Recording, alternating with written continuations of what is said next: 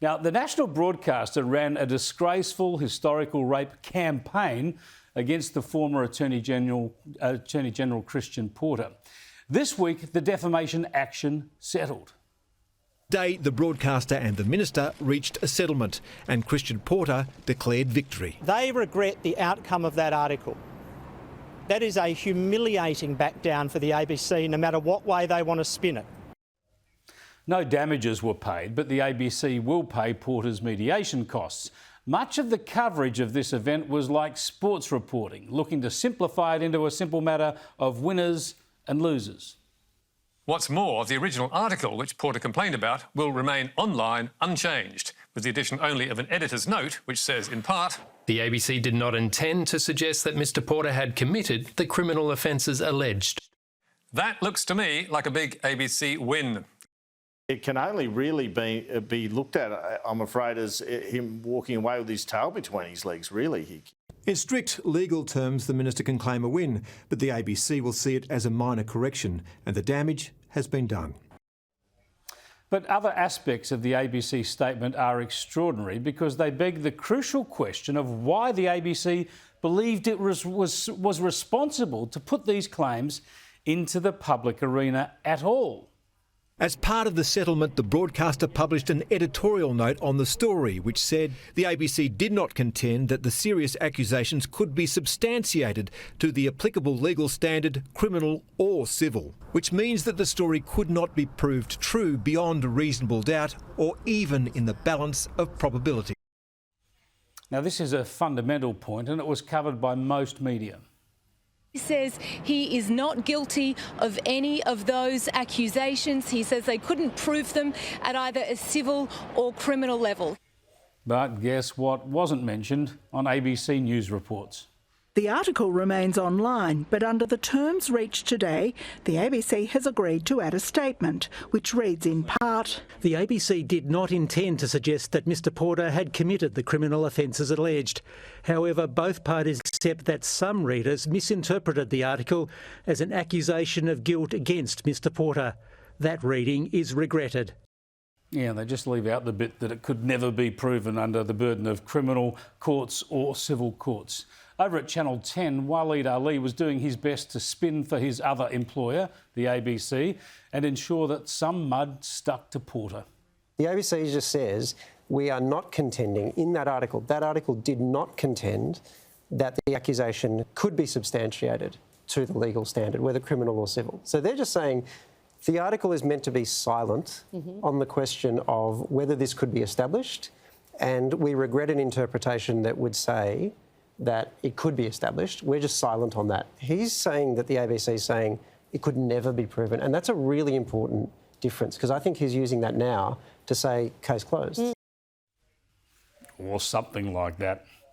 And like almost every political issue in this nation, there is a discernible ABC line. Listen to this exchange on Radio National. I think that over the months that we've all looked at this story, I think it's become apparent and even reflected in part of the ABC statement yesterday. The information that's out doesn't meet a criminal or civil standard. Now, I think... Well, that was never the test, though, for an independent inquiry call, was it? Well, I think what would an independent inquiry establish one way or the other? I just don't see how it could be anything except inconclusive. Yeah, who cares about the criminal law or the civil courts? The ABC now wants an independent inquiry. What, just to provide cover for the ABC's character assassination? It's very important, I think, to understand what's happened here. And it goes like this. The ABC has aired putrid allegations against Christian Porter. Allegations no person was willing to put their name to. Allegations that were extreme, implausible and highly questionable. Allegations the ABC failed to put to Porter himself before publication. Allegations police had been aware of and decided to take no further action on. Allegations the alleged complainant had decided to withdraw from police action on as well. And allegations the ABC now admits could never be proven either beyond reasonable doubt or on the balance of probabilities. And get this, allegations that even the ABC does not claim are true. if you're looking for winners and losers, it's as clear-cut as this. When a public broadcaster is prepared to act in this way, we are all losers. Let's bring in our panel now. The former editor of the Weekend Australian from the Menzies Research Centre, Nick Cater. Good to see you, Nick. And the Australian's media reporter in Sydney, on the desk. Good to meet you in the flesh, Sophie. Escaped. Sophie, also, you've escaped the lockdown in Melbourne.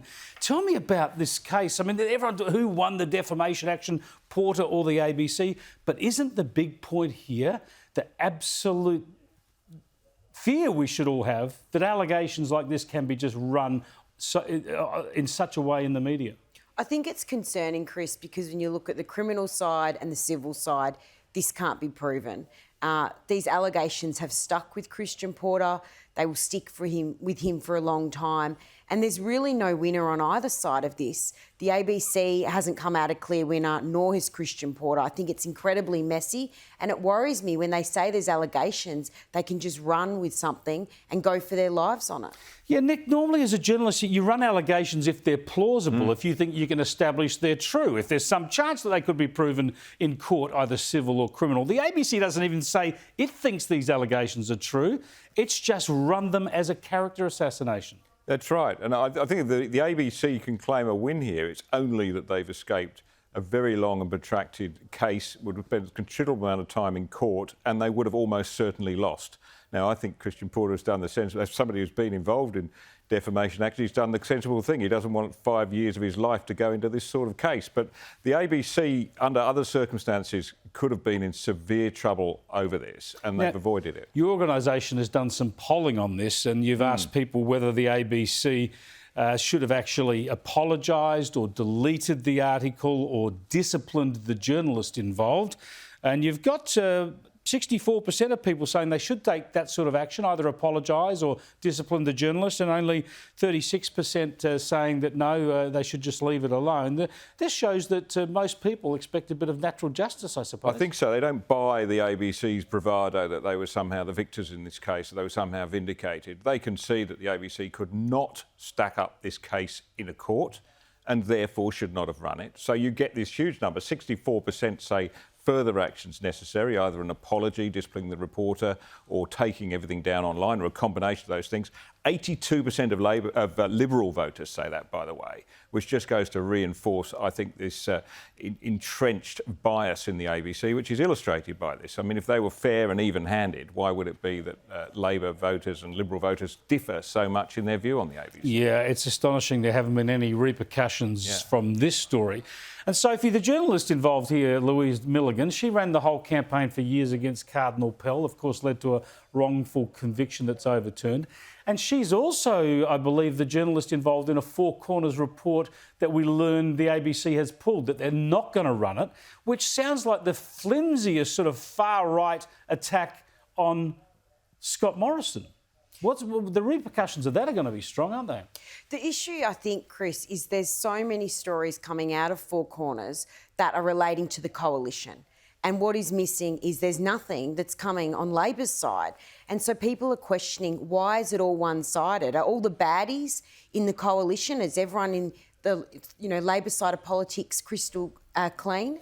But there are also such flimsy reports. We understand this Four Corners report that's been pulled is going to try and link Scott Morrison to some far-right conspiracy group because the friend of one of his family friends is linked to this group or some such. I mean, how can you run a character assassination against the Prime Minister based on such flimsy connections? Well, isn't the timing of this not airing just so interesting? I mean, it was meant to air and now there's these excuses coming out that it's not ready and it won't be airing. But I find it incredibly coincidental that it's happened the week when the Christian Porter case was put to bed, so to speak.